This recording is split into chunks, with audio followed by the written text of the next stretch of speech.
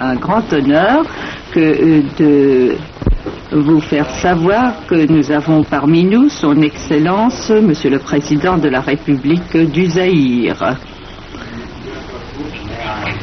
Et je prie Monsieur le chef du protocole de bien vouloir accompagner son Excellence, le général Mobutu Sese Seko Kuku Ngebengdu, jusqu'à la tribune.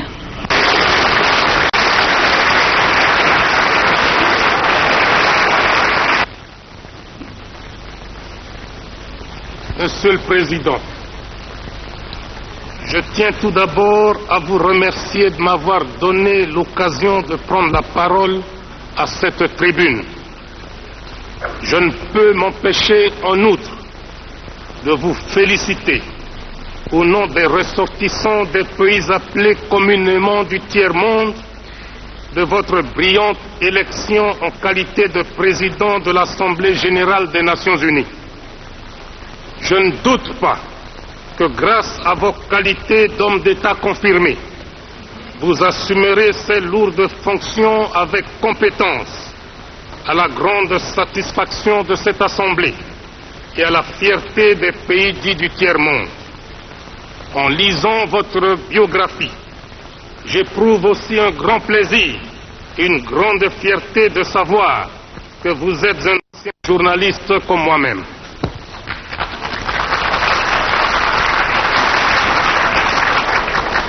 Monsieur le Président, Monsieur le Secrétaire général, Messieurs les ministres des Affaires étrangères et chefs de délégation, distingués invités, Mesdames, Messieurs, le peuple zaïrois, regroupé tout entier au sein du mouvement populaire de la Révolution, notre parti national, m'a chargé de présenter, à travers cette auguste assemblée, les remerciements des citoyennes zaïroises et des citoyens zaïrois à l'Organisation des Nations Unies. Si une infime minorité des pays membres de cette organisation avait refusé de participer à l'opération Congo à l'époque, la grande majorité a cependant mis spontanément des troupes à sa disposition ou est intervenue financièrement pour cette opération, ce qui a permis de maintenir la paix, l'unité et l'intégrité du territoire national. Aux uns et aux autres, à travers l'Organisation des Nations Unies, le Zaïre dit grand merci.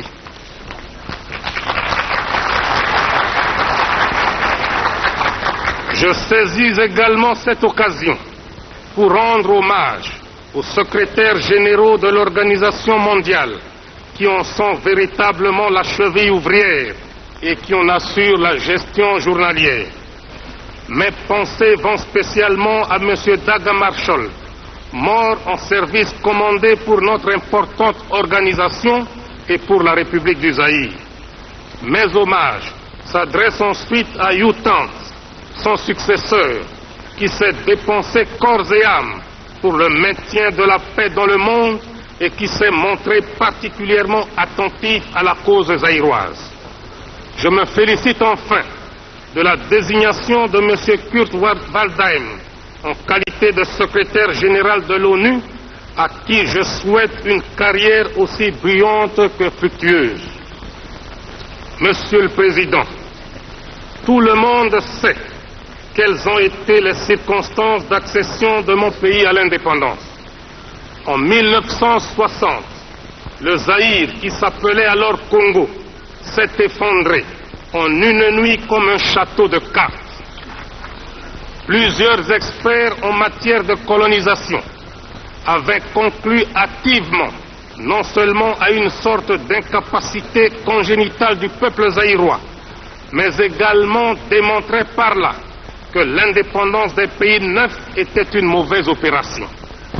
nous étions présumés et jugés incapables de nous gouverner sans l'aide des colonisateurs.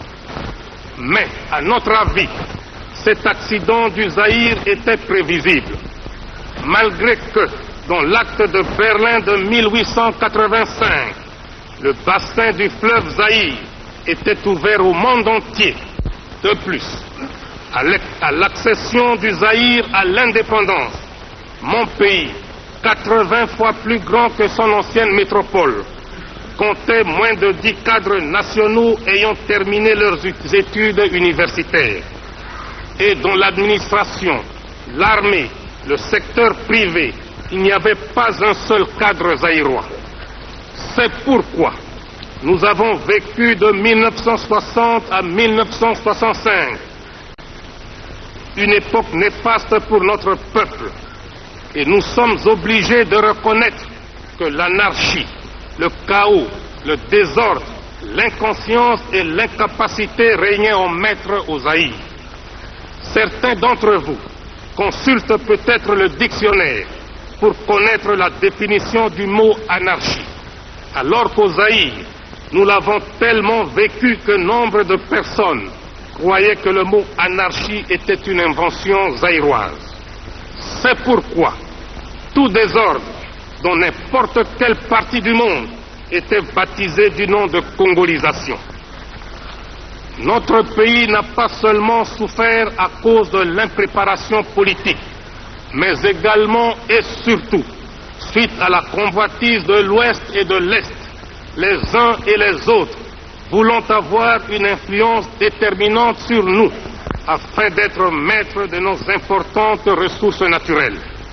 Les uns voulaient nous recoloniser économiquement, tandis que les autres voulaient nous dominer idéologiquement. Le Zaïre, qui est passé d'un chaos indescriptible à un pays organisé et gouverné, a fini par reconnaître, à partir de sa malheureuse expérience, ses véritables amis. Interprétation des problèmes qui se posent à nous tous. Nous commencerons d'abord par notre propre continent, l'Afrique. Car l'Afrique reste aujourd'hui le seul continent où se pratique encore la colonisation, la ségrégation raciale, l'apartheid et le mépris de l'homme à cause de la pigmentation de la peau. L'Afrique est un continent qui a subi les plus grandes humiliations de l'histoire. Depuis plusieurs siècles, la situation de l'homme noir en Afrique n'a fait que s'empirer.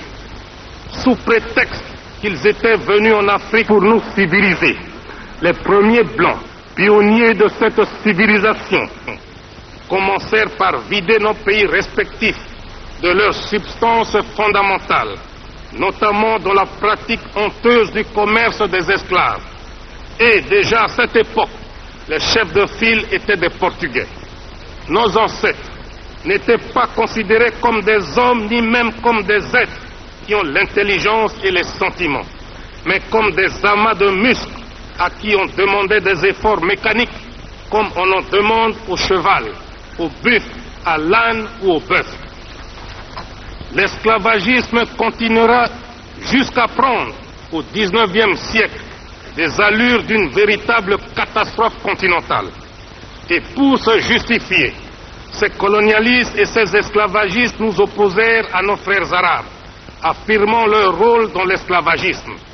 Ils font semblant d'oublier que ces derniers n'étaient que des courtiers et des commissionnaires, car la traite des Noirs était faite au seul profit des Blancs.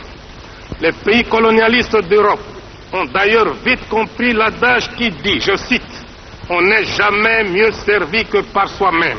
Fin de citation. C'est ainsi qu'en 1885, les grands négriers de l'époque se rencontrèrent à Berlin et dépecèrent comme des vautours le continent africain.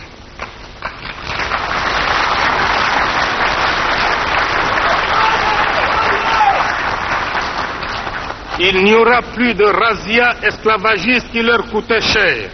Il n'y aura plus d'occupation désordonnée, mais une occupation préméditée et organisée. L'exploitation des Noirs n'est plus sporadique, mais elle devient systématique, permanente et définitive, par l'appropriation pure et simple des territoires d'Afrique par ses négriers. Le noir n'a plus à échapper aux razzias, car il perd tout simplement ses droits, sa patrie et sa liberté. Le processus de déshumanisation commence. Le noir doit abandonner sa personnalité, ses structures mentales et sociales, en un mot, son authenticité. Des arguments pseudo-scientifiques ne manquèrent pas pour justifier cette entreprise de déshumanisation tout en traitant le noir d'être inférieur. Car, disait-il, le colonisateur blanc était différent du colonisé noir. Donc le blanc était supérieur au noir. Et pour perpétuer l'exploitation de l'homme noir par l'homme blanc, les colonisateurs se mirent à liquider systématiquement les traditions africaines, les langues africaines, la culture africaine.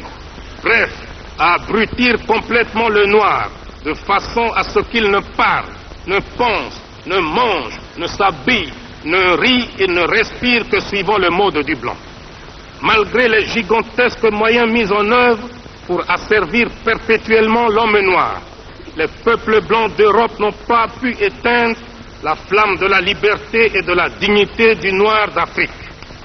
C'est ainsi qu'autour des années 1960, un sentiment irrésistible et irréversible de liberté s'empara de tous les peuples d'Afrique et provoqua la débandade dans les rangs des colonialistes qui n'y étaient pas préparés. L'homme noir brisa ses chaînes et dit non à son exploitation et à son aliénation par l'Occident. Un fruit ne tombe que quand il est mûr, mais devant l'ouragan et la tempête de l'histoire, mûr ou pas mûr, il tombe quand même. À partir de cette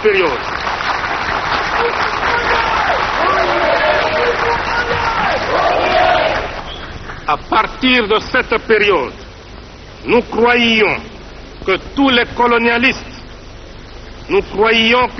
colonialistes avaient fini par comprendre l'irréversibilité de l'histoire. Mais l'expérience actuelle montre que l'Afrique n'est pas encore au bout de ses peines, car les colonialistes livrent encore le combat d'arrière-garde.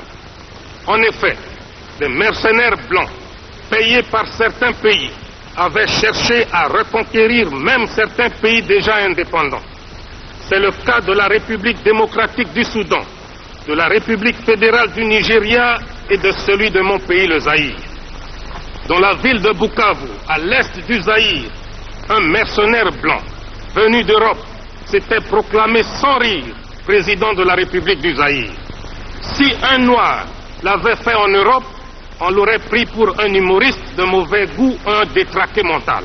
Mais, puisque c'était un blanc qui le faisait en Afrique, les colonialistes avaient mobilisé la presse, la radio et la télévision pour les mettre à son entière disposition, non seulement pour lui faire la publicité, mais aussi pour ridiculiser le chef de l'État du Zaïre que je suis, pourtant incontesté aussi bien dans les limites du territoire national que dans tous les pays représentés ici. Une telle provocation est pour moi une insulte intolérable que je ne peux pardonner. Au moment où je vous parle, la situation anachronique qui prévaut actuellement en Angola, en Rhodésie, au Mozambique, en Namibie, en Afrique du Sud, est impensable sans un soutien réel de certaines puissances occultes. Comment peut-on expliquer qu'un pays comme le Portugal puisse avoir la force de contrôler des grands territoires comme l'Angola, le Mozambique, s'il n'était pas soutenu par des puissances plus puissantes que lui? En effet, le Portugal est un pays économiquement, socialement et culturellement sous-développé, sans démocratie.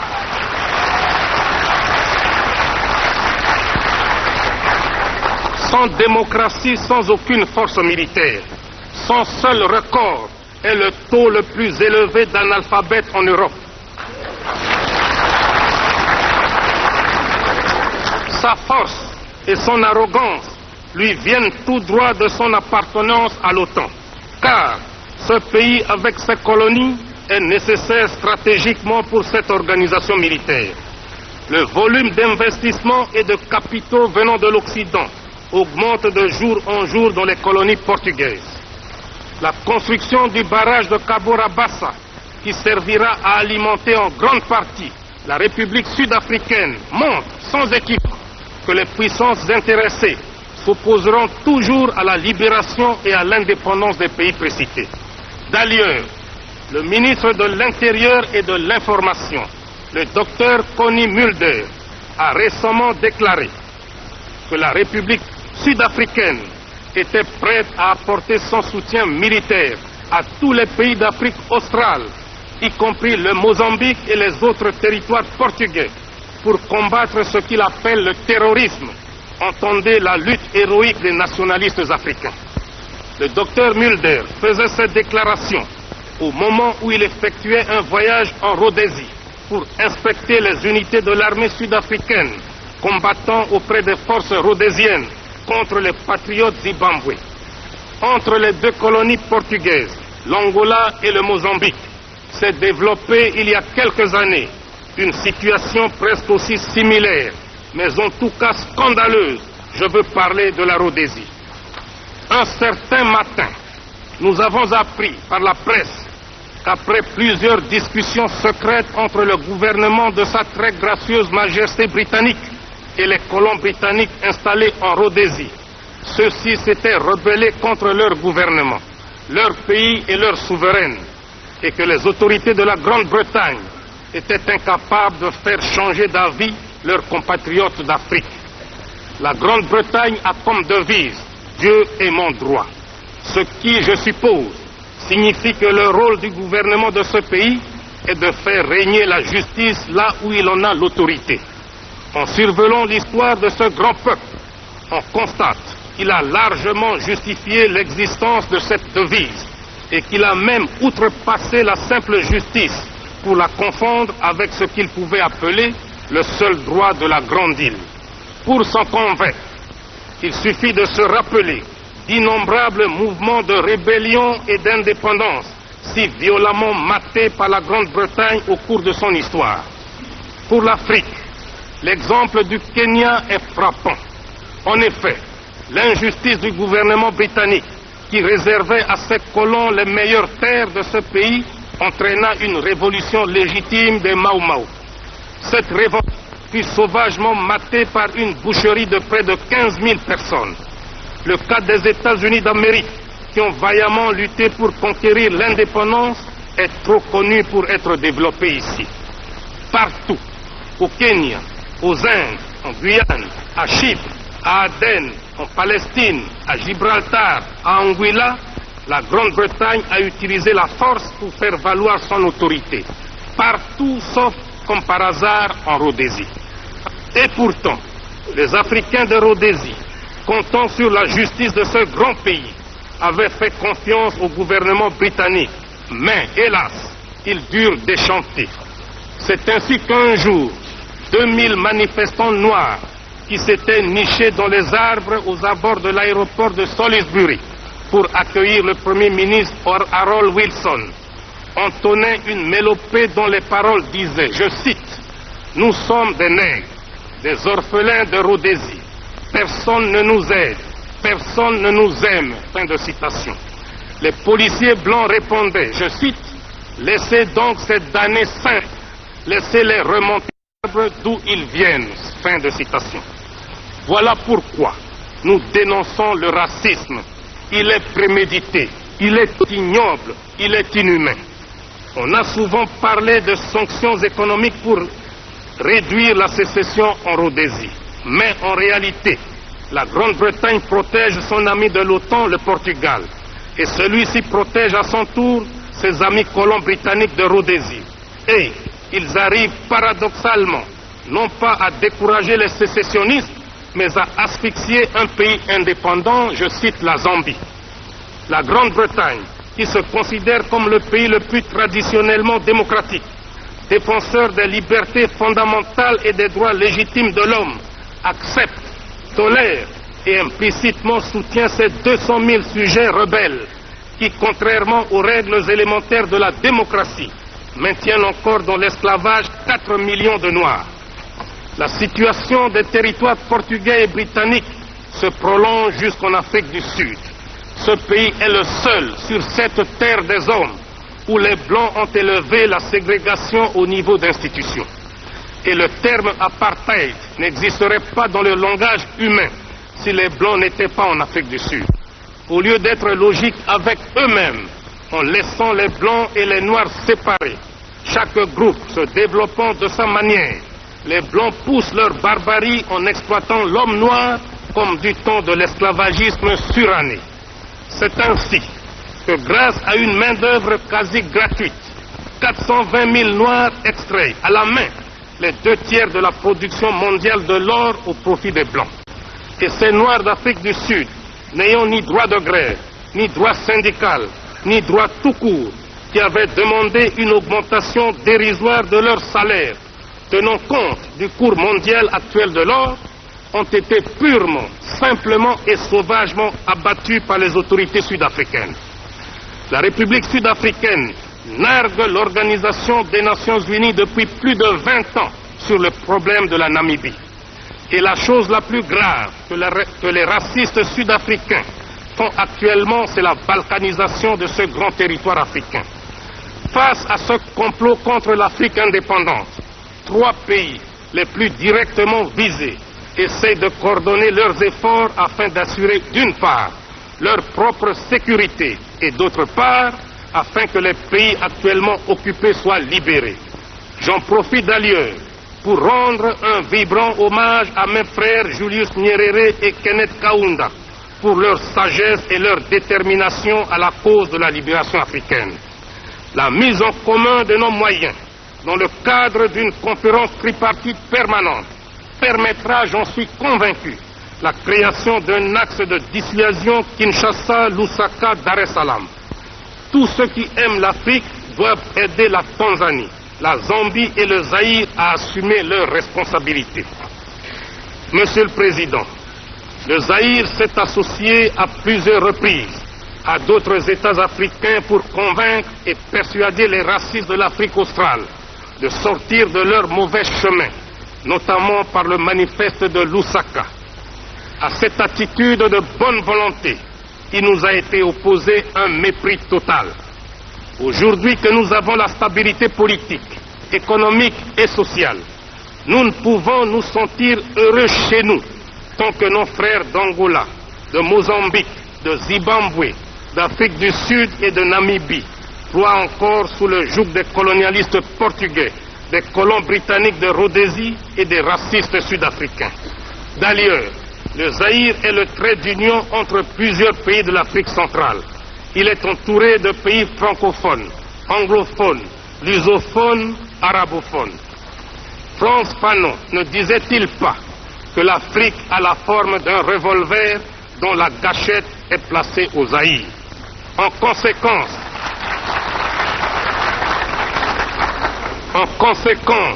c'est un devoir politique impérieux pour le Zaïre que de donner sa contribution matérielle et militaire à tous ces pays voisins qui sont encore assujettis par les colonialistes de tous bords. Aussi, les filles et les fils du Zaïre m'ont-ils chargé de vous dire qu'à partir de maintenant, le Zaïre tout entier est mobilisé pour combattre tous les racistes et colonialistes de l'Afrique australe. S'il faut mettre le doigt sur la gâchette du revolver Afrique de Frantz Fanon, le Zaïre est prêt à prendre toutes ses responsabilités. Tous les pays.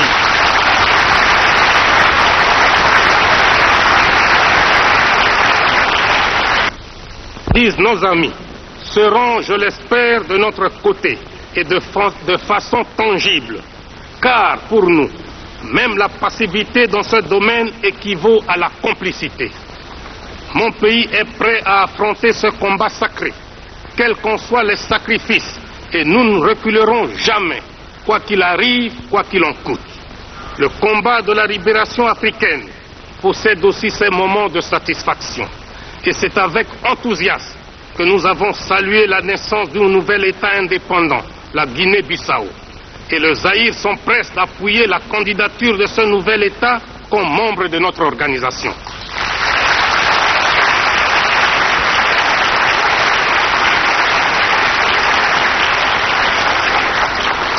Il est évident que le Portugal se sent diminué par cette nouvelle victoire de l'Afrique, car malgré son appartenance à l'OTAN, malgré la quantité d'armes et de troupes pour maintenir la Guinée-Bissau sous sa coupe, les filles et les fils de ce pays viennent de bouter hors de leur territoire national le colonialiste portugais.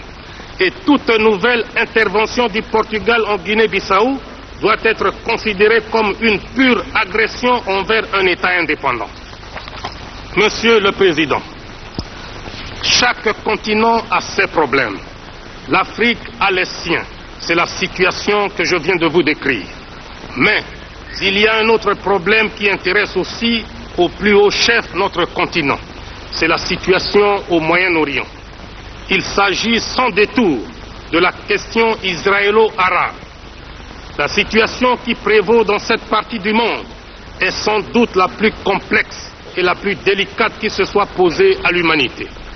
À écouter les protagonistes, on est tenté de conclure que la base de départ admise par tous est la résolution 242 du 22 novembre 1967. Mais chacun en a son interprétation et en tout cas personne ne l'applique. Vous vous demandez certes quelle est la position du Zaïre. Chez nous, avant de prendre une décision, nous essayons d'analyser objectivement les faits. Il nous semble enfantin et irréaliste de croire au mythe de jeter à la mer le peuple israélien. Ce peuple existe et il a droit à la vie. Mais il est aussi vrai que le peuple palestinien a le même droit que le peuple israélien, c'est-à-dire d'avoir une patrie et de vivre en paix.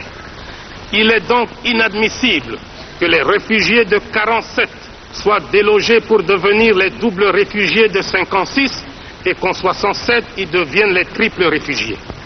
Le peuple juif, qui a souffert du nazisme et de toutes sortes de racisme, devrait comprendre mieux que quiconque la souffrance des réfugiés palestiniens qui n'ont plus de patrie depuis un quart de siècle. Plus d'une fois, Israël a exigé des frontières sûres et reconnues, mais aucune fois Israël ne les a mentionnées. Car 1956 a remplacé 1947 et 1967 a remplacé 1956. Peut-être que demain, d'autres frontières seront exigées. C'est ainsi que le peuple arabe pense à son tour qu'il risque d'être rejeté à la mer, mais cette fois-ci à l'océan Indien. Au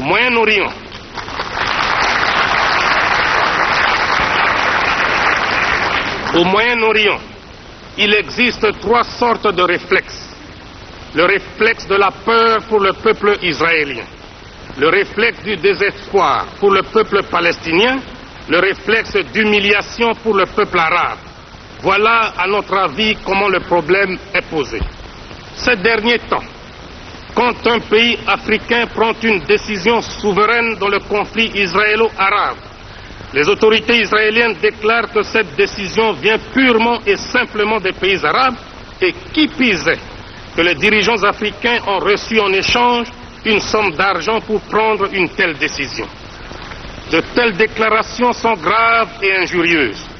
Par ailleurs, on ne peut manquer de s'étonner de la visite que le ministre de l'Intérieur et de l'Information de l'Afrique du Sud raciste, le Dr Connie Mulder, vient d'effectuer en Israël. Ce fait nous donne beaucoup à réfléchir quant à l'orientation de la politique africaine d'Israël et partant de l'avenir de ses relations avec l'Afrique indépendante.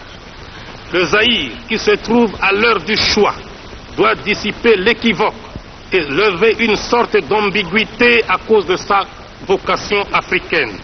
Par conséquent, le Zaïre doit choisir entre un pays ami, Israël, et un pays frère, l'Égypte. Or, entre un ami et un frère, le choix est clair. Et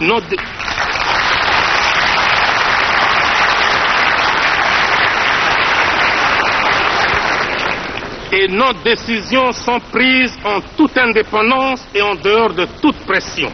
C'est pourquoi, en vertu des prérogatives que me confère l'article 24 de la Constitution de la République du Zaïre, j'annonce à la face du monde la rupture des relations diplomatiques avec Israël.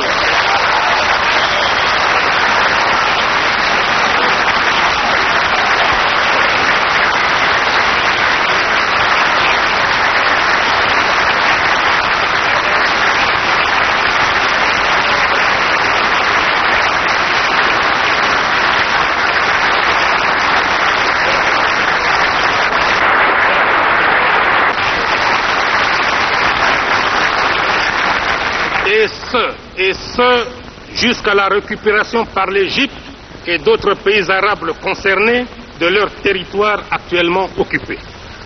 Monsieur le Président, tout comme le Moyen-Orient dont nous venons de parler, l'Asie est depuis plusieurs dizaines d'années déchirée par des guerres atroces. Cependant, nous nous félicitons de l'évolution de la situation au Vietnam et au Laos. Et à ce sujet, il faut reconnaître honnêtement le courage politique du président des États-Unis d'Amérique et de son gouvernement pour avoir compris qu'une victoire militaire était impossible malgré les moyens mis en œuvre. En ce qui concerne le Cambodge, nous croyons que ce qui est valable pour le Vietnam et le Laos doit aussi l'être pour ce pays.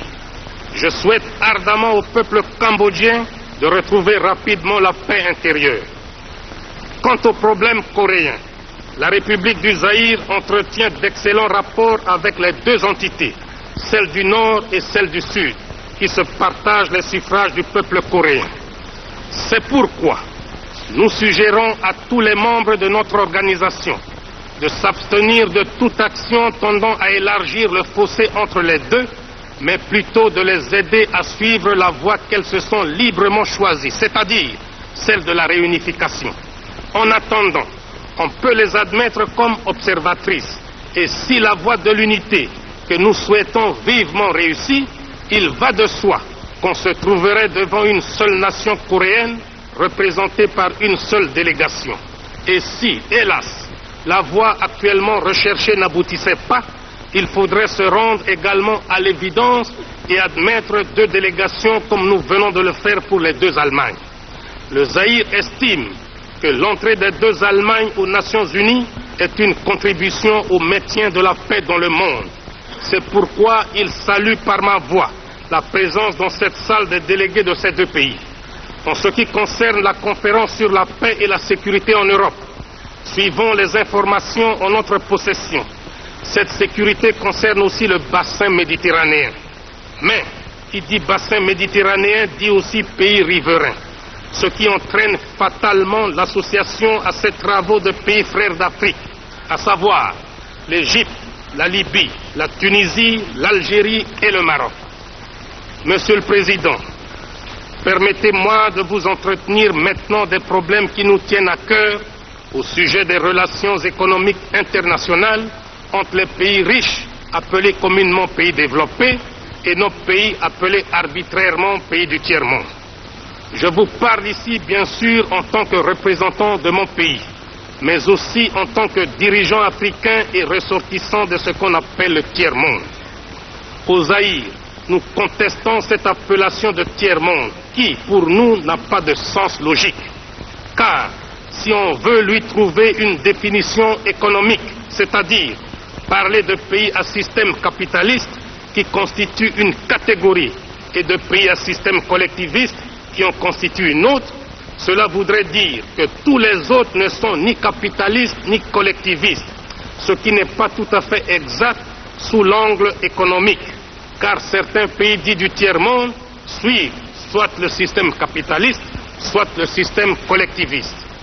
On ne peut non plus justifier l'appellation de tiers-monde sous l'angle géographique ni sous l'angle des populations. Car le tiers-monde ne constitue pas le tiers de l'humanité, mais plutôt les deux tiers. C'est pourquoi nous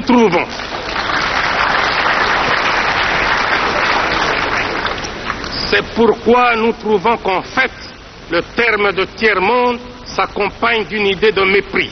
Et par conséquent, cette appellation est surannée. Pour les gens qui l'ont inventée, il existe des pays qui forment le bloc de ce qu'on appelle l'Ouest et les autres qui forment le club de ce qu'on appelle l'Est. En dehors de cela, on met tous les autres dans le même panier sous le vocable de tiers-monde. Le mépris qu'éprouvent certains pays colonialistes ne s'arrête pas là, car ils avaient commencé par appeler les pays dits du tiers-monde pays arriérés. Les auteurs eux-mêmes, trouvant ce terme trop fort, ont cru l'améliorer en lui substituant celui de pays sous-développés. Et maintenant, soi-disant pour éviter des susceptibilités diplomatiques, on nous appelle pays en voie de développement. Au Zaïre, nous nous demandons ce que signifie exactement le développement. peut-on appeler pays développés des pays qui possèdent un nombre impressionnant de voitures, qui construisent des milliers de kilomètres d'autoroutes, qui polluent les eaux, les mers et l'air? Faut-il appeler pays sous-développés ceux dont les habitants sont pauvres, certes, mais équilibrés, où l'on compte moins de cas de suicide, où il y a moins de meurtres et moins de déséquilibrés et de sadiques?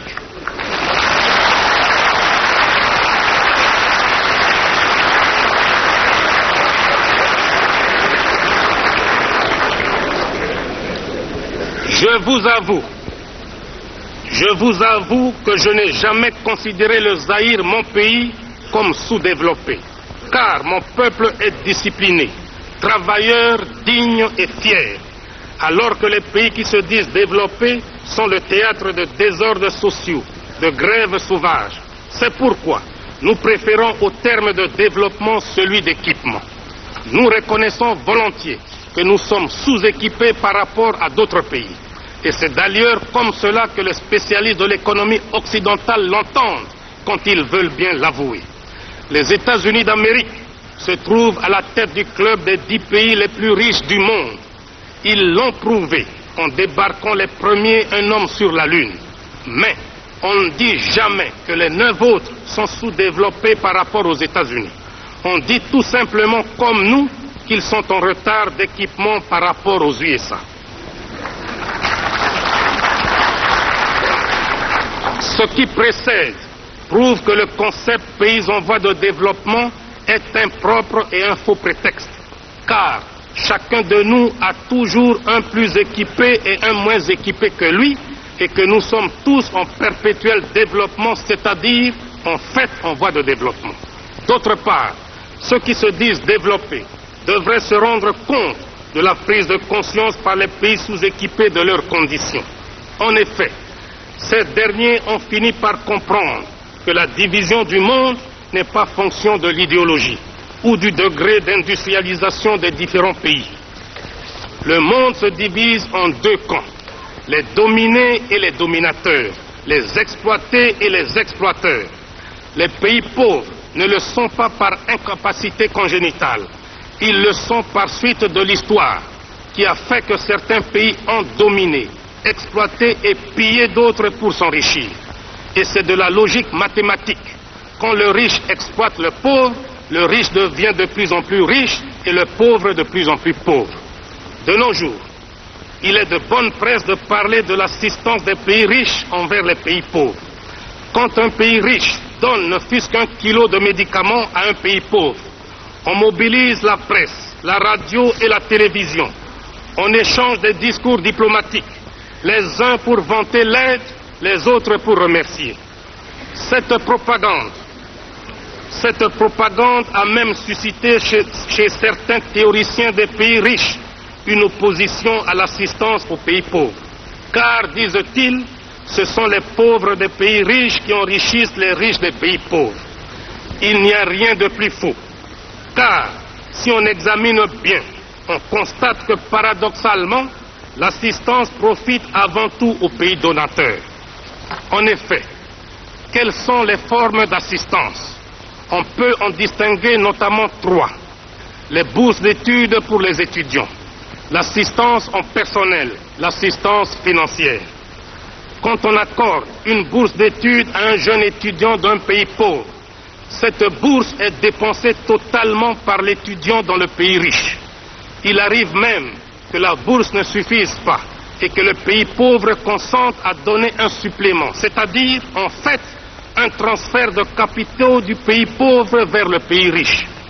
Il en est de même de ceux qu'on appelle les coopérants techniques, dont les salaires sont dépensés dans les pays d'où ils sont ressortissants. Au Zaïre, par exemple, nous les logeons, nous les véhiculons, nous leur payons pour leurs vacances annuelles le ticket aller et retour. Quant à leur salaire, la moitié est transférée mensuellement à leur compte dans les pays d'origine. D'ailleurs, une partie non négligeable de nos paiements extérieurs est constituée de transferts des salaires des travailleurs expatriés.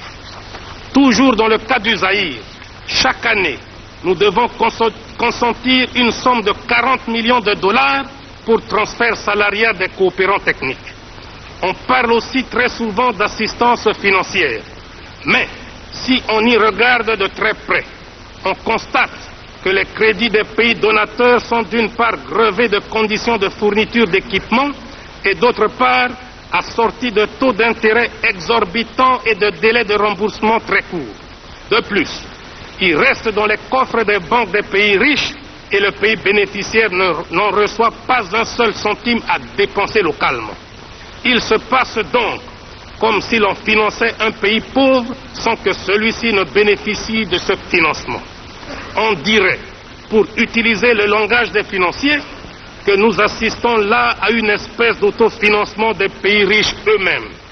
Bien plus, mon pays transfère annuellement vers l'ancienne métropole, pour paiement de services et de dividendes des sociétés privées installées chez nous, une somme allant de 300 à 350 millions de dollars. C'est pourquoi je me demande finalement qui assiste qui. Je suis convaincu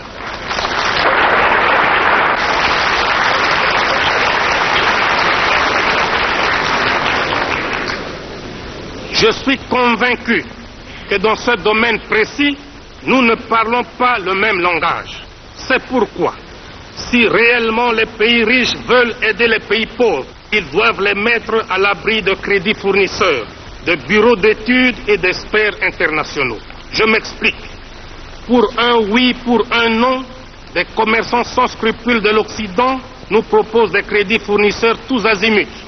Ils peuvent vous vendre du papier, des cigarettes, de l'eau et même du vent avec soi-disant des facilités de paiement sans tenir compte de l'aggravation de votre endettement extérieur. Les pays riches ne devraient pas seulement se préoccuper d'aider leurs industries à exporter à n'importe quelles conditions, mais ils doivent également tenir compte de la situation financière des pays importateurs. Je vous ai dit tout à l'heure que nous, Zaïrois, nous préférons le terme d'équipement à celui de développement. Il n'y a pas de honte à reconnaître que nous sommes en retard d'équipement par rapport à beaucoup de pays du monde. Cela est dû surtout à un manque de cadres suffisant. Ce déficit en cerveau a créé une catégorie d'individus qu'on appelle les experts. Les 10 experts devraient être appelés pour un travail précis et pour un temps limité, en attendant la formation de leurs homologues. Mais, au lieu de se considérer comme des éléments de conjoncture, ils tiennent à s'attacher à leurs fonctions, notamment en travaillant en vase clos, cachant les dossiers pour qu'on ait éternellement besoin d'eux. Quant au bureau d'études, ils sont comme la langue des hommes, la meilleure et la pire des choses. S'il est vrai qu'un bon bureau d'études pour faire une étude utile au pays, il est aussi vrai, hélas, que chaque bureau d'études ne fait pas souvent son travail pour aboutir à une solution, mais pour identifier de multiples problèmes qui suscitent de nouvelles études. Beaucoup de bureaux d'études ne font donc pas leur travail pour solutionner un problème, mais pour se ménager de nouveaux marchés. Si j'émets des critiques sur l'organisation d'assistance technique, ce n'est ni pour le plaisir de le faire, ni que je ne remercie pas sincèrement tous ceux qui ont aidé mon pays à sortir de cette difficulté, mais parce que j'estime qu'il y a d'autres voies plus désintéressées et plus efficaces. Je n'en veux pour preuve que la coopération sino-zaïroise. En effet, depuis le mois de janvier de cette année, le Zaïre vit une expérience unique dans le domaine de la coopération. Il s'agit de l'aide que la Chine consent à mon pays. Aux assistants techniques chinois, nous ne payons pas de billets d'avion et nous n'effectuons aucun transfert salarial dans leur pays d'origine. Les experts chinois adoptent le mode de vie de leurs homologues zaïrois. Le chinois se déplace, loge et se nourrit exactement comme son homologue zaïrois. Dans le domaine de l'assistance financière, la Chine nous a accordé un crédit important à très long terme et sans intérêt. Voilà, à mon avis, un bel exemple à suivre quand on veut aider un pays sous-équipé.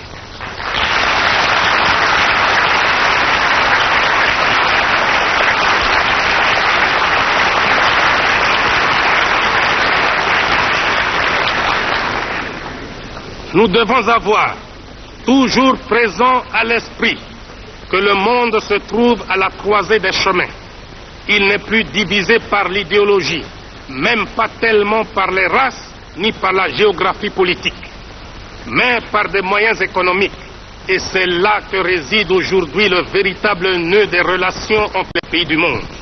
Plus d'une fois, les pays pauvres ont lancé des cris d'alarme auprès des riches pour comprendre leur situation précaire dans le monde économique d'aujourd'hui. Le dernier sommet des pays non alignés à Alger, dont le compte-rendu sera donné à cette tribune par le président en exercice, Boumedienne d'Algérie, a souligné sans équivoque le danger de laisser persister une telle situation d'une injustice flagrante.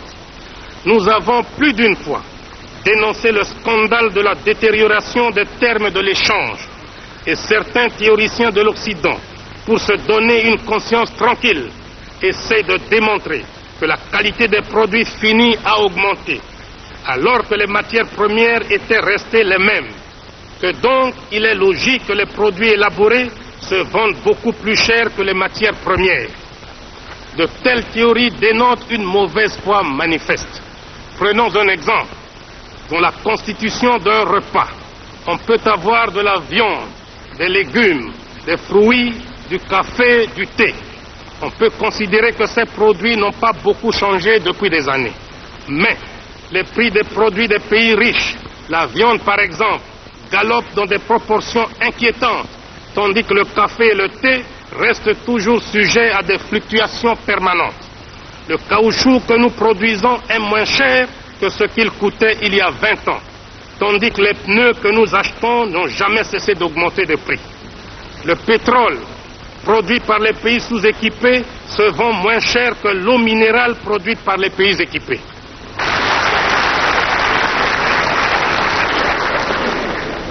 Tout cela a comme conséquence l'amélioration sensible du niveau de vie des pays équipés au détriment des pays sous-équipés. C'est ainsi qu'à titre d'exemple, les paysans des montagnes du Kivu qui cultivent le thé sont toujours pieds nus, alors que les responsables de Lipton qui commercialisent le thé zaïrois se prélassent dans les meilleurs palaces du monde. Je pense que cette injustice vient du fait que les pays riches sont en même temps juges et parties, car ce sont eux et eux seuls qui fixent les prix de nos matières premières et les prix de leurs produits finis. Cette situation est souvent aggravée par la politique des grandes sociétés multinationales qui, quand elles investissent dans un pays donné, elles ne s'intéressent pas à celui-ci, mais uniquement à leur profit. Et quand ces sociétés s'installent chez nous, elles ne créent pas une nouvelle société, mais une dixième, une centième, si pas une millième de leurs filiales.